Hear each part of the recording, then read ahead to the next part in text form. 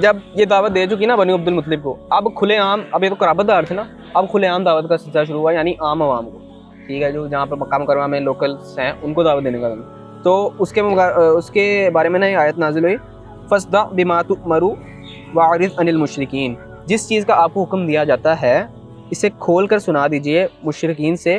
اور مشرکین سے بے رخی برتیے، مطلب کہ آپ جو ہے نا ان کو پیغام پہنچا دیں، اور جو لوگ اس کا انکار کریں نا ان کو چھوڑ دینا، ٹھیک ہے۔ اب یہ بہت بڑی بات ہے، ٹھیک ہے، کہ ہمارا آپ لوگوں کے بھی چچا ہوں گے، ٹھیک ہے، آپ لوگوں کے چچا ماموں، ٹھیک ہے نا، اب ان میں سے ایک چچا آپ کے دشمن ہو، ٹھیک ہے، تو بڑی مشکل ہے، ہم اپنے اوپر اپلائی نہیں نا کرتے چیز، ہم سوچتے رہتے ہیں وہ تو اللہ کے نبی تھے، ان کے ساتھ ان کی زندگی ایسی ہی تھی، لیکن جب ہم اپنے اوپر اپلائی کر کے واقعی میں سوچیں نا کہ وہ کس پوزیشن میں تھے، پھر ہمیں اندازہ ہوتا ہے کہ کیا تکالیف انہوں نے برداشت کی ہیں، ٹھیک ہے، اور یہ دین ایسے نہیں آ گیا ہمارے پاس۔ اس کے بعد جو ہے نا کوہ صفا کا ایک واقعہ ہے جو پہاڑ کے اوپر ہم نے سنا ہوا ہے واقعہ، ویسے کہ آپ صلی اللہ علیہ وسلم نے پہاڑ کے اوپر جا کے نا لوگوں کو اعلان کیا، لیکن اس کی تفصیل کیا ہے وہ پڑھتے ہیں، ٹھیک ہے۔ کوہ صفا پر نا یہ ہوا کہ پہاڑ پہ نا آپ صلی اللہ علیہ وسلم ایک روز گئے، ٹھیک ہے، اور انہوں نے نا سب لوگوں کو جمع کیا، ایک آواز لگائی جاتی تھی یا صباحا، ٹھیک ہے نا، ہائے صبح۔ اب یہ ایک کلمہ تھا جب کوئی بہت اہم بات کرنی ہوتی تھی نا، بہت اہم اعلان کرنا ہوتا تھا، لوگوں کو فوراً جمع کرنا ہوتا تھا، ٹھیک ہے، تو وہ اس طرح آواز لگاتے تھے تو سارے لوگ آ جاتے تھے، اور جو لوگ نہیں آ سکتے تھے نا وہ اپنے نمائندے بھیجتے تھے کہ یار بات سن کے آؤ، کوئی امپورٹنٹ بات ہے۔ تو آپ صلی اللہ علیہ وسلم نے نا یہ اس طریقے سے کیا، آواز لگائی تو سارے لوگ جو ہے نا جمع ہوں گے کہ کیا معاملہ ہے، کیا ہوا ہے، ٹھیک ہے۔ تو اس میں نا آپ صلی اللہ علیہ وسلم نے کہا تم یہ بتاؤ، اگر میں تمہیں خبر دوں کہ وادی میں سے اس کے ادھر وادی میں سے شہسواروں کی ایک جماعت ہے جو تم پر حملہ کرنے آ رہی ہے، تو کیا تم مجھے سچا مانو گے؟ یہ ہم نے سنا ہونا پڑا کہ اگر پیچھے سے ایک فوج آ رہی ہے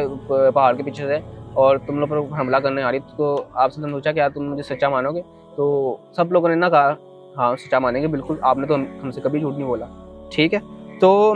آپ صلی اللہ علیہ وسلم نے فرمایا اچھا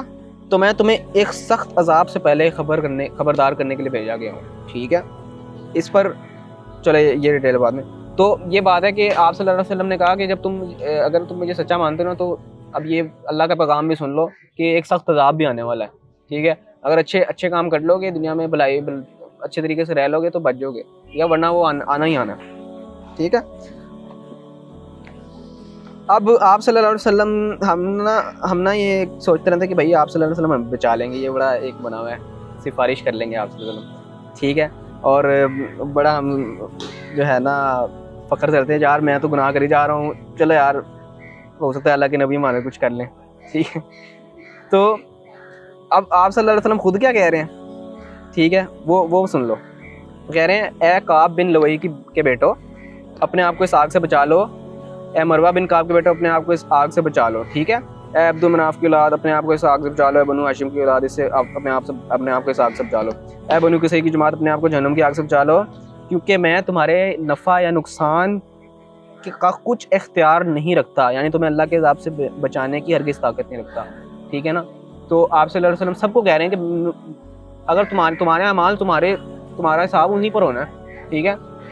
میں کچھ نہیں رکھتا قدرت کے میں تم لوگوں کو بچا لوں، ٹھیک ہے، اللہ کے عذاب سے یا تم لوگوں کو اس میں ڈال دوں، ٹھیک ہے، میرے پاس خود قدرت نہیں ہے۔ اے قریش کے لوگوں اللہ کے عذاب سے نجات لے لو، میں تمہیں اللہ کے غضب سے بچانے کے لیے قطعاً تمہارے کام نہیں آ سکتا، ٹھیک ہے۔ اب ایک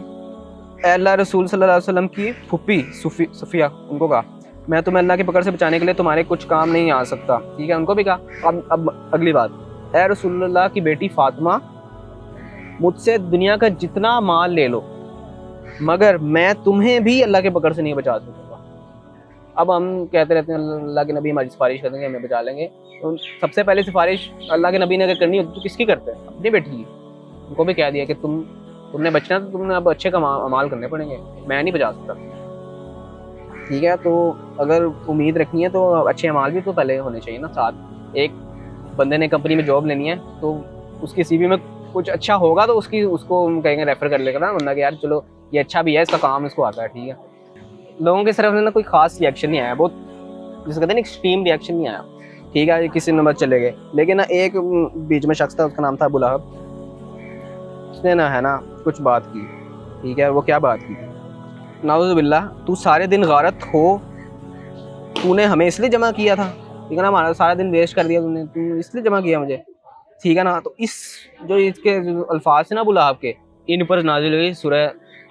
تبت یدا ابی لہب وتب ما اغنی عنہ مالہ وما کسب. ٹھیک ہے نا, کہ ابو لہب کے دونوں ہاتھ ٹوٹ گئے اور وہ خود بھی غارت ہو گیا. ٹھیک ہے, اب ہوتا یہ تھا کہ جو مشرکین کرتے تھے نا اس کا جواب اللہ تعالیٰ دیتے تھے خود. ٹھیک ہے, لیکن مزے کی بات یہ ہے کہ ہم اگر یہ سوچیں نا کہ یہ جواب تو ان کے لیے ہے,